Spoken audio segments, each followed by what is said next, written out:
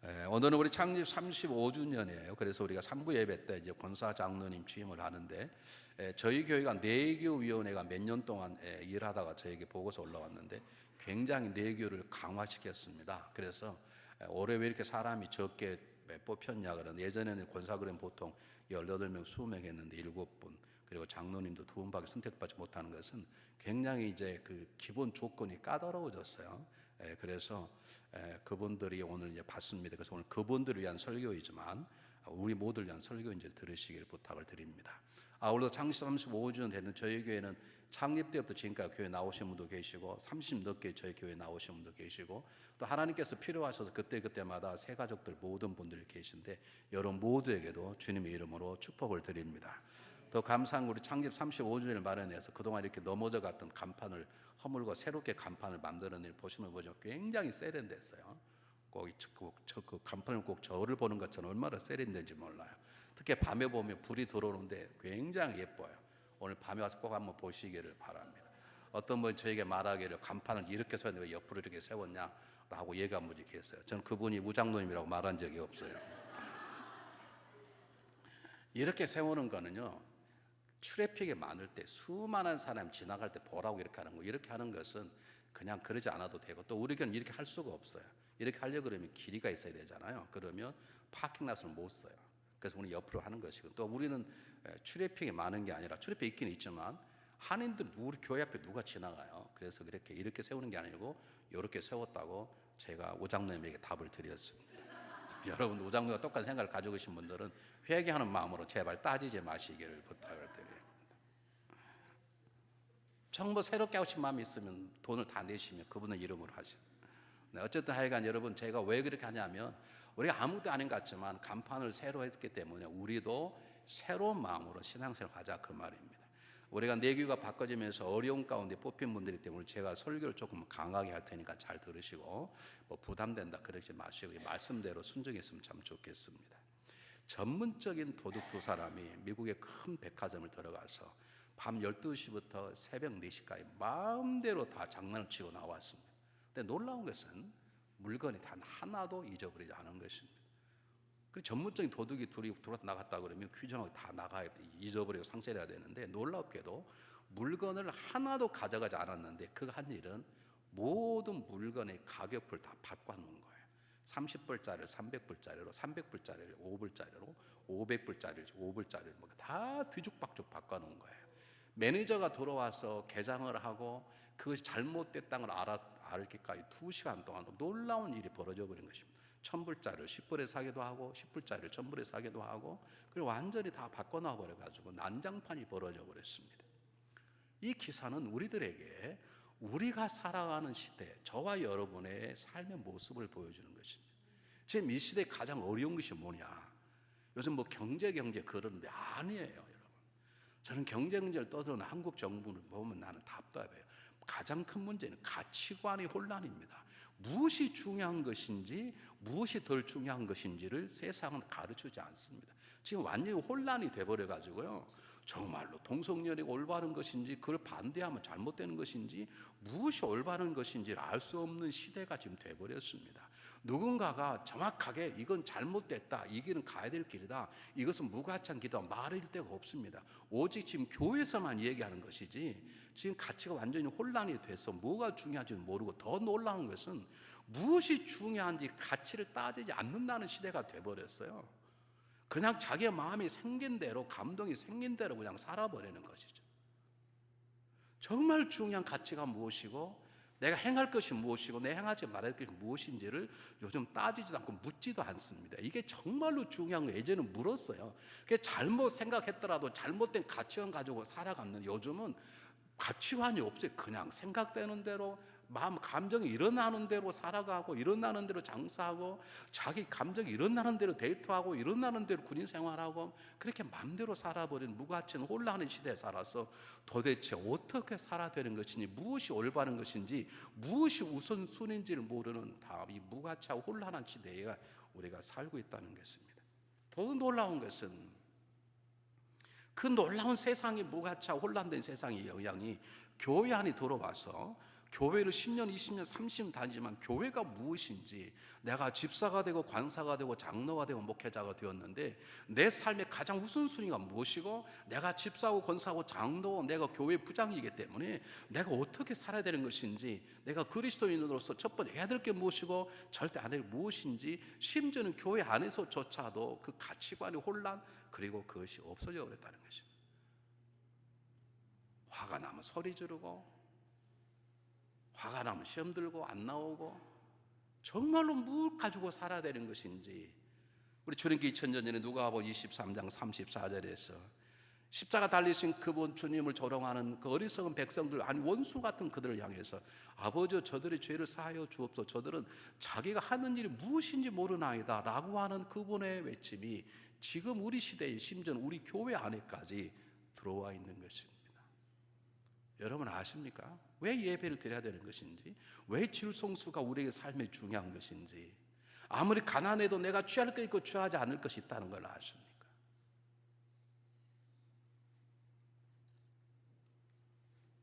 오늘 성경 본문은 우리들에게 우리가 누구인지, 그리고 나에게 가장 중요한 우선순위가 무엇인지를 가르쳐주는 가장 중요한 내용입니다. 한번 성경 한번 보세요. 성경에 뭐라 나와 있는지. 1절에 사람이 마땅히 우리를 그리스도의 일꾼이요 하나님이 비밀을 맡은 자로 여길지어다. 잘 보세요. 우리를 그리스도의 일꾼이요 하나님이 비밀을 맡은 여길지어다. 이 말은 예수님께서 우리를 통해서 일하신단 말입니다. 우리를 하나님의 일꾼으로 세우시고 일꾼된 우리를 통해서 그리스도가 일하신다는 것이고, 하나님의 비밀을 맡은 자란 말은 하나님께서 저와 여러분을 하나님의 일꾼으로 세우시고 그를 통해서 일하신다는 말이에요. 하나님이 직접 홍해를 가를 수 있다고 제가 여러분이 몇 번 말씀드렸죠. 그러나 하나님 홍해를 가르칠 때 직접 가르지 않으시고 누구 기도를 통해서요? 모세의 기도를 통해서 홍해를 가르셨어요. 여러분 이것이 중요합니다. 저와 여러분이 왜 중요한가? 저와 여러분이 왜 그냥 살아가서 안 되는가? 저와 여러분이 매 시간마다 일마다 왜 하나님 뜻을 물어야 되는가? 그분이 우리를 선택하시고 세우시고 그분이 우리를 통해서 일하시기 때문에 굉장히 중요하다는 것입니다. 교회는 제 마음대로 하는 것이 아니죠.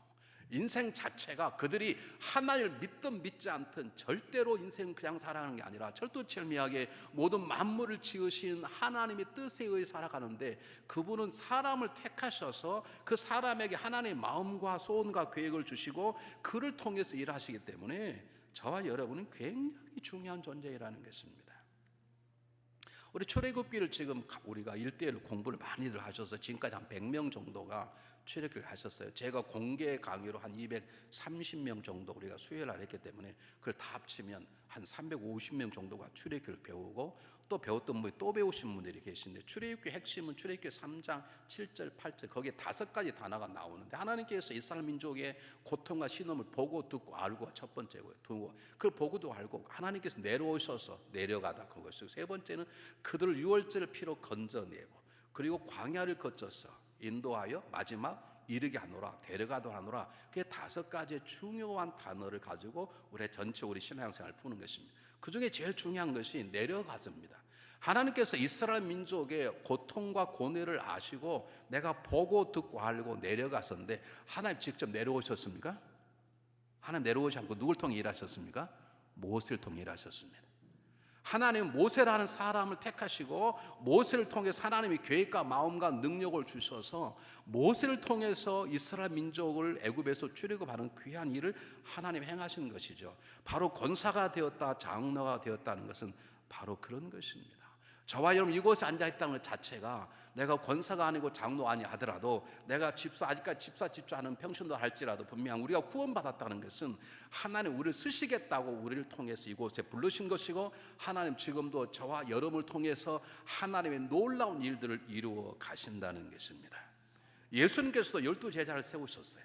70인을 세울 때 보세요. 70인을 두면 작지요. 예수님께서 친히 가시려는 각조 동네, 예수님이 친히 가시는 각종 동네에 대신해서 2명씩 보내셨다 그러는 것이죠. 예수님께서 승천하시면 12제자를 세우시고 뭐라고 말씀하십니까? 너희는 가서 모든 족속으로 제자를 삼아 아버지와 아들과 성령 이름으로 세례를 주고 내가 너희의 분부한 모든 것을 가르쳐 지키게 하라라고 예수님께서 12제자를 통해서 그분의 일을 이루어 가신 것입니다. 그러므로 저와 여러분은 굉장히 귀중한 존재입니다. 어떤 분 이렇게 말하신 분이 계세요. 저는 집사도 아니고요, 그냥 평신도에 그러는데요. 아니, 장로님, 권사님, 집사님 다 평신도예요. 교회는 목회자 평신도를 분류하는 것이지 집사가 아니도 평신도고요, 집사도 평신도예요. 여러분 모두 다. 그런데 정확히 말하면 저와 여러분 모두 다 하나님께서 그리스도 피로 구원한 왕 같은 제사장이에요. 제일 비겁한 평신도가 어떤 평신도인 줄 아십니까? 자기들 헌신할 때는 그건 목사님이 하셔야 되죠. 목사님 훌륭한 제사장이 하셔야죠. 우리 등을 떠밀고 지가 이름 내려고 그러고 저도 제사장입니다. 그러신 분이 계세요. 이런 사람을 비겁한 사람이라고. 여러분 정확히 말하면 저와 여러분 다 왕 같은 제사장이 믿습니까? 다만 저는 이곳에 목회를 하는 제사장으로 부름받은 분, 여러분도 여러분 삶 가운데 여러분 가정 속에 왕으로 제사장으로 킹십과 선십의 두 영향을 가지고 세상을 변화시킬 하나님의 일꾼임을 기억하시길 바랍니다. 그러므로 우리 자신에 대한 생각이 아니라 하나님이 나를 구원하시고 나를 통해서 주의 거룩한 일을 이루고 가신다는 그 생각 때문에 그것에 대한 경외심, 두려움으로 이 일을 감당할 수 있어야 되는 거죠. 그분의 일을 맡기셨는데 잘못하면 어떻게 얘기했어요? 내가 내 일을 하다가 망하면 그냥 그만두면 되는 것이지만, 누가 나에게 일을 맡겨 내가 그리고 싶은 그림을 그려도 안 그리면 그냥 찢어버리면 되지만, 내가 누굴 대신에 그림을 그린다 그러면 그냥 그릴 수 있겠습니까? 하나님이 우리를 통해서 그분의 일을 행하신다면 우리가 얼마나 귀중한 것인지, 그리고 내 언행심사 하나가 얼마나 귀중한 것인지 우리가 조심조심하고 나를 택하신 하나님을 경외하는 마음으로 우리의 삶을 헤아려 보는 것이 첫 번째입니다. 두 번째 보시기를 바랍니다. 2절에 보면 그리고 맡은 자들에게 구할 것은 충성이니라. 그래서 이 충성이란 말은 군에서 말하는 충성 뭐 그런 뜻과 약간 달라요. 여기서 충성이란 말은 믿을 만한 신실한 그 말입니다. 믿을 만한 신실함. 여러분 교회가 어떤 교회 건강하느냐? 사람 수가도 중요하지만 성도 한 사람 한 사람, 목회자 한 사람 한 사람을 하나님 보시기에 믿을 만한 신실한 자가 될 때 교회는 건강한 것입니다. 어떤 신앙이 성령 충만하다 그러느냐? 믿을 만한 신실한 사람이 될 때 우리는 그 사람을 성령 충만하다 그러는데요. 보세요. 어떤 상황 속에서도 하나님이 주시는 마음을 가지고 하나님 일을 끝까지 흔들리지 않는 마음으로 밀고 나가는 충성된 헌신, 그것을 충성, 신실함이라 그래요. 가다가 누가 뭐라 그랬다고 난 못하겠다고 좀 어렵다고 포기해버리고 그런 사람을 신실하지 않아요. 어떤 일을 시키면 누가 보든 안 보든 그 일을 정확하게 나가는 사람을 충성이라 그래요. 여러분 하나님 앞에 충성하고 계십니까?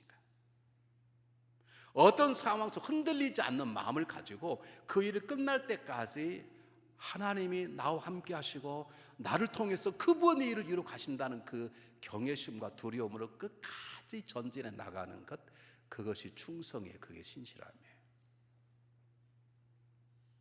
이거 어려워요. 왜 어려운 줄 아십니까? 이유는 하나입니다. 아직도 내 것이 많아서 그래. 아직도 내 마음, 내 입장, 내 주장이 많아서 그래. 그래서 여러분들이 어떤 상황 속에서도 하나님께 충성하려고 그러면 여러분의 가지고 있는 모든 것들을 권사와 장로가 되는 그 순간에 그 모든 것들이 하나님 것임을 고백하는 소유권을 이양할 수 있어야 됩니다. 왜 제 손이 안 내려오게요? 아멘 안 하십니까? 모든 걸 드리라고 말하지 않았습니다. 드릴 준비라고 하나님 원하시다면 쓰십시오 라고 하나님께 다 맡기는 거예요. 내 생명도 내가 물질도 숨겨놓은 작은 비밀 통장에 돈도 내 재능도 내 시간도 우리 집도 하나님 원하신다면 애니타임 쓰십시오. 제게 아닌데 라고 맡기는 거예요.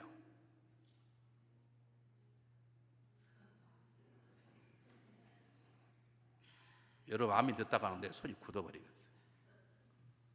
왜 내가 충성하지 못하는가? 내 왜 가다가 시험 드는가? 내가 왜 가다가 무너지는가? 왜 가다가 도망치는가? 내게 많은 거예요. 내 재산이 손해고 내 몸이 망가지고 내 명예가 간다는 그런 잘못된 생각 때문에. 여러분 오늘 성경 보세요. 보는 이 충성이란 맡은 자 그 앞에 그리스도 일꾼이나 많은 종이란 뜻입니다. 청지기란 뜻입니다. 종과 청지기는요 자기 게 없는 거예요. 그 종과 청지기는 자기 게 없어요. 오직 주인 것만 있고 주인만을 위하고 주인 것을 위해서 일하는 거예요. 농사를 지어도 주인의 밭을 농사를 짓는 거 자기 게 아니에요. 동물을 키워도 주인의 말, 주인의 농사, 주인의 양을 키우는 거 자기 게 없는 것이에요. 왜 하나님께서 모세를 40년 만에 쓰신 줄 아세요? 자, 여러분 이런 말 들었을 거예요. 야곱은 20년 만에 어마어마한 재산을 모았어요. 자기 장인 영감의 양을 키우면서. 모세는요 40년 동안 자기 장인 영감의 양을 키웠는데 지 새끼 한 마리, 자기 양 한 마리도 못 키웠어요. 그게 진정한 신앙이 있는 것이에요. 하나님의 종은 자기 게 없어요.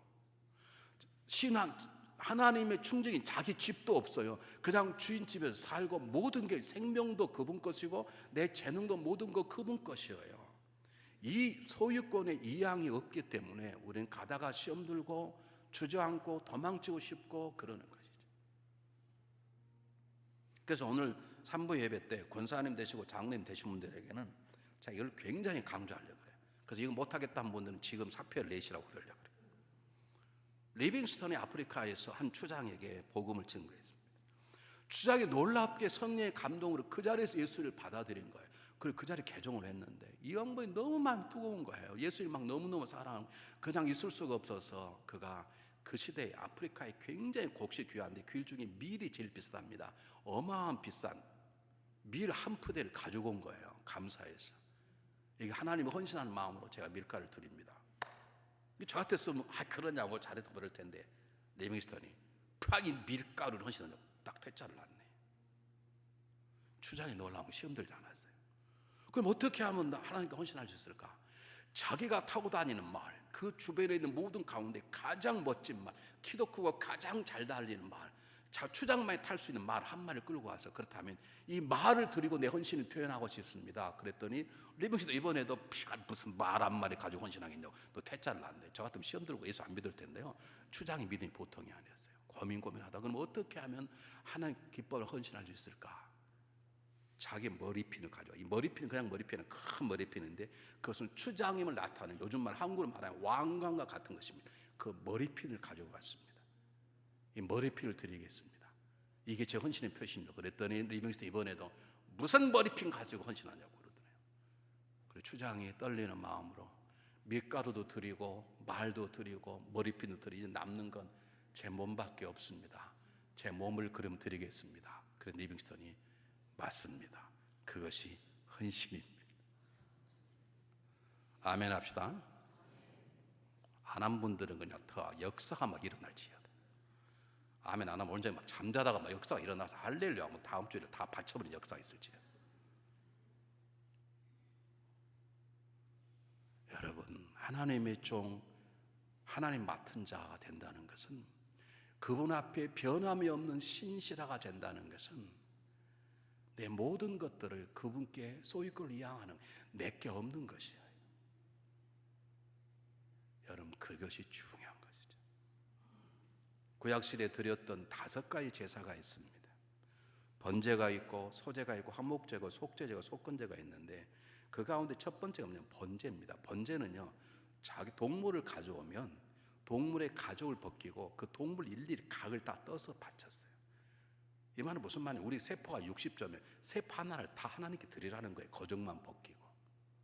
근데 누가 그걸 잡은 줄 아세요? 우리 일단 제사장이 잡은 줄 안 해요. 그 제물을 가지고 온 사람이 직접 그걸 잡아서 드렸어요. 제사장은 피를 받아가지고 피를 뿌렸을 뿐이지 자기가 드린 제물을 자기가 직접 받았어요. 그 말은 무슨 말입니까? 너희를 번제를 드리란 말은 하나님은 내가 너희의 모든 것들, 너희 생각, 마음, 건강, 머리털 하나 내가 너희 모든 것들 다 내 것이라고 하는 고백입니다. 하나님의 바람인 것입니다. 이것이 돼야 우리의 삶 속에 진정한 평화와 자신인 것 생기는 것이고 이것이 돼야 하나님 앞에 어떤 상황 속에서도 변하지 않은 충성, 신실함이 있는 것이죠. 여러분 제일 듣고 싶은 말이 무엇입니까? 자매님에게 가서 제가 이렇게 했다 그러면 자매님 이렇게 아름다워 너무 아름다워 그런데 못 믿겠어. 그럼 기분이 좋다. 손 한번 들어보십시오. 나는 당신같이 뛰어난 미모를 가진 사람 내가 처음 봐. 근데 나는 당신을 믿을 수가 없어. 그게 듣기 좋으시면 손 한번 들어보세요. 없잖아요. 거꾸로 어때 당신은 되게 못생겼네. 근데 당신은 볼수록 믿음직스러워. 어느 게 듣기 좋은 소리입니까? 사람이 기분 제일 나쁜 건요, 믿지 못한다는 거예요. 난 당신 똑똑한 줄 알아. 당신 잘생긴 줄 알아. 근데 난 당신 못 믿어. 그러면 아무것도 아닌 것이 되는 거죠. 충성이라는 신실함이에요. 변하지 않는 마음이에요. 그 마음이 가지려면 우리의 모든 소유권을 그분 앞에 내어놓는 놀라운 결단이 있어야 되는 것입니다. 오늘 산부 예배 때 권사 장로님 되신 분들, 그리고 지금 이미 권사가 됐고 장로가 됐고 앞으로 권사 장로 될 모든 분들에게 이 마음의 역사, 모든 소유권을 그분에게 이양하는 결단이 있으시기를 주님 이름으로 축복합니다. 세 번째입니다. 이게 마지막 결론입니다. 세 번째는, 내가 모든 걸 드렸다면 그분이 내게 주신 일들은 내가 선택해서 하고자 하는 일이 아니라 무조건 해야 될 사명입니다. 주인이 종에게 너 이거 해라. 주인님, 왜 저하고 안 맞는데요? 그럼 그 종은 죽습니다. 내가 맞든 안 맞든 종과 청지기는 시키면 하는 것이지, 그것이 나에게 맞고 안 맞고 내 취미 있고 없고 그거하고는 전혀 관계없는 것이죠. 모든 것들이 해야 될 마땅해야 될 사명인 것이죠. 주일날 오는 건 마땅히 드려야 될 사명인 것이 믿습니까? 11조 드리는 건 마땅히 드려야 될 사명입니다. 믿습니까? 전도하는 건 마땅해야 될 사명입니다. 그건 은사와 다릅니다. 성경 읽는 건 마땅해야 될 사명입니다. 기도하는 건 마땅해야 될 사명이지 은사가 아닙니다.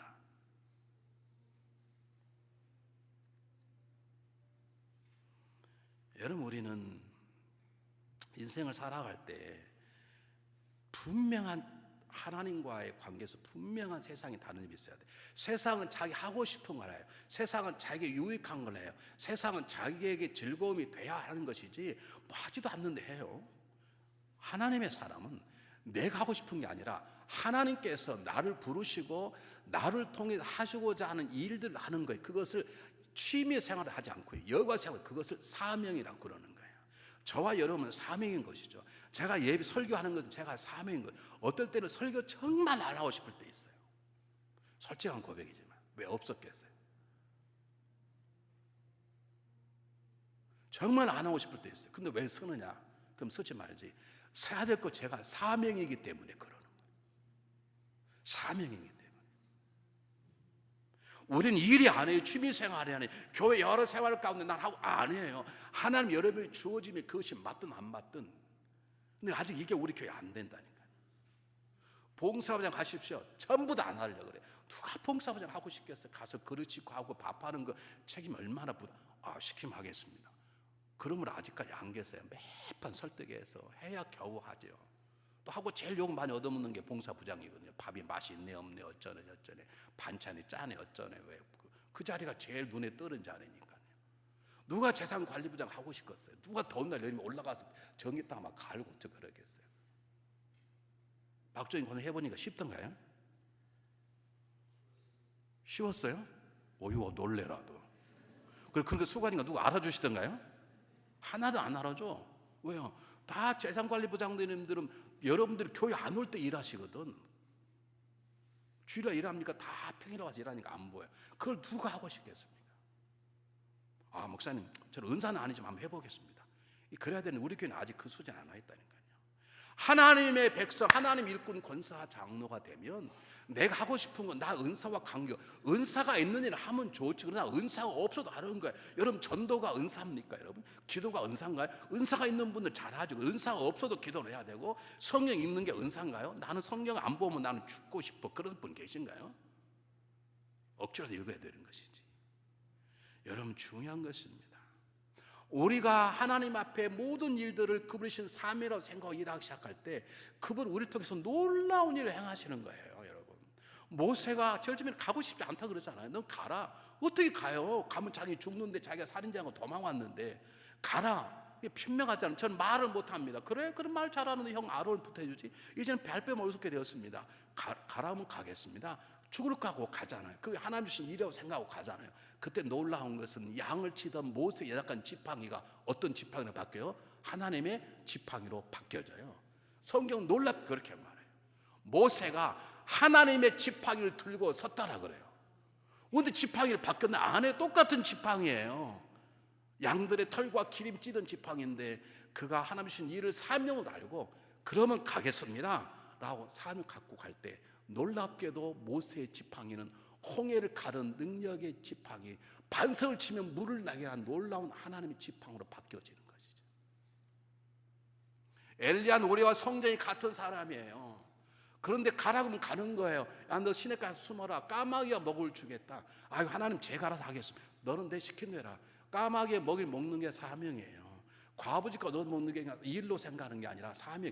내가 하나님 제가 창피해 어떻게 과부지가 밥 얻어 먹습니까? 가라. 그것도 일로 생각했더니 놀랍게도 엘리야는 우리가 똑같은 성령이 돼 그의 기도가 하늘문을 열고 닫는 기도 용사가 된 것이죠. 여러분, 다니엘은 기도를 사명으로 알았어요. 취미생활이 아니에요.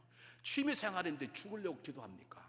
그가 죽을 줄 알고도 동일하게 창문을 열어놓고 하루에 3번 하는 걸 멈추지 않았어요. 왜냐하면 기도가 사명이기 때문에, 해야 될 감당한 일이기 때문에, 하나님 자신 준 일이기 때문에 하는 거예요. 그랬더니 하나님이 사자 입을 막아주시잖아요. 바울이 하나님을 만난 다음에 신정 변화가 되어서 모든 걸 푼터처럼 버리고 내가 준 하나님의 사명, 그리스도 하나님의 은혜의 복음을 증거하는 목숨도 아끼지 않겠다. 사명을 알았다는 거예요. 그리스도가 내게 주는 사명이 나는 산다 앞으로. 그랬더니 그런 질병도 그를 넘것들이 못했고, 유대인들이 수많은 칼날도 그를 죽이지 못했고, 그가 바다에 빠져도 고기밥이 되지 않았고, 독사가 물어도 죽지 않았고, 놀라운 감옥의 최상도 그를 묶지 않았어요. 여러분, 사명으로 사셔야 돼요. 지난주 결혼식이 있었어요. 제가 목회자이기 때문에 강하게 했어요. 그냥 하면 또 부담될지 목회자네. 여러분, 결혼은 사명이에요. 결혼은 사랑으로 사랑하는 것이 아니고 그 사랑 그 다음이고요. 결혼은 사명이에요. 남녀가 결혼해서 충만하고 본 땅에 충만하고 땅을 다스리라. 사명으로 결혼하는 거예요. 그래서 헤어지지 못하는 거예요. 사랑으로 결혼하니까 몇 년 지나서 헤어지고 벨시행쇼를 다 하는 거죠.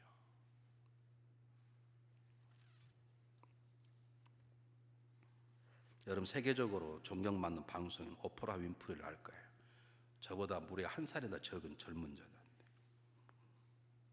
그는 사생아로 혼혈아로 태어났습니다. 9살 때 사촌 오빠에게 겁탈을 당했습니다.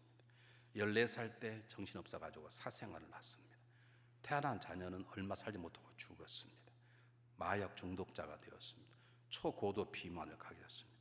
젊은 어린 때 얼마나 많은 고통과 불안과 죄악 속에 사는지 모릅니다. 그 어느 날 성령을 잊기 시작하다가 성령에서 모세를 만났습니다. 그는 모세를 만나고 놀라운 고백을 했습니다. 그렇구나. 과거가 미래를 결정하는 요소가 될 수 없구나. 모세는 살인자인데 유시단 미디안 됐지 않냐. 그러면 내 지나온 모든 과거가 내 미래를 결정 못한다. 나는 마음을 가지고 새로운 삶을 살기 시작했어. 그리고 앞으로는 내가 하나님 주신 모든 일들을 사명으로 알겠다. 그가 그녀를 세계적인 부유한 자로, 세계 가장 존경받는 여성 리더로, 그리고 최고의 방송인으로 그를 세우는 힘을 얻게 된 것입니다. 이 그녀가 이런 말을 했어요. 이것이 사명이다. 보세요. 이런 말을 했습니다. 남보다 더 가졌다는 것은 축복이 아니고 이것은 사명이다. 나보다 가난한 자를 도와야 될 사명이기 때문이다. 남보다 큰 아픔이 있다면 이것도 사명이다. 아파보지 않는 사람이 어찌 아픈 사람을 위로할 수 있겠는가.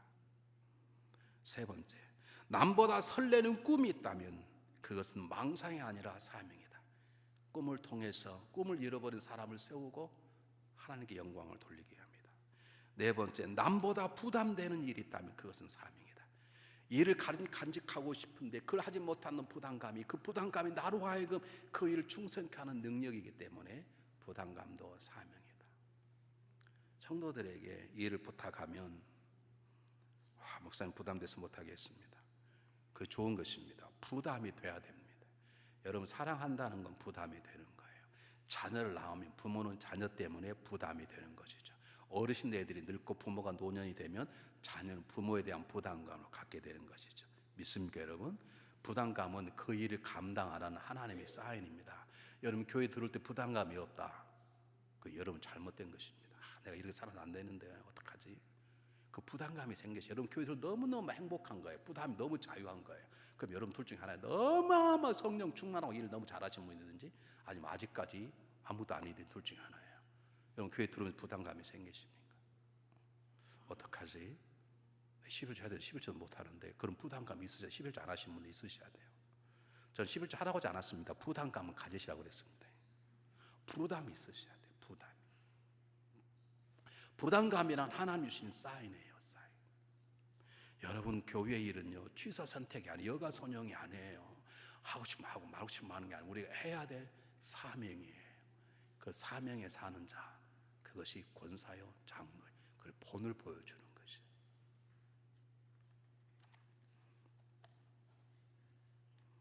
올스왈드 챔버스라는 여러분 사람은 잘 알죠. 제가 굉장히 존경하는 분 가운데 한 분인데 그분이 이런 얘기를 했습니다.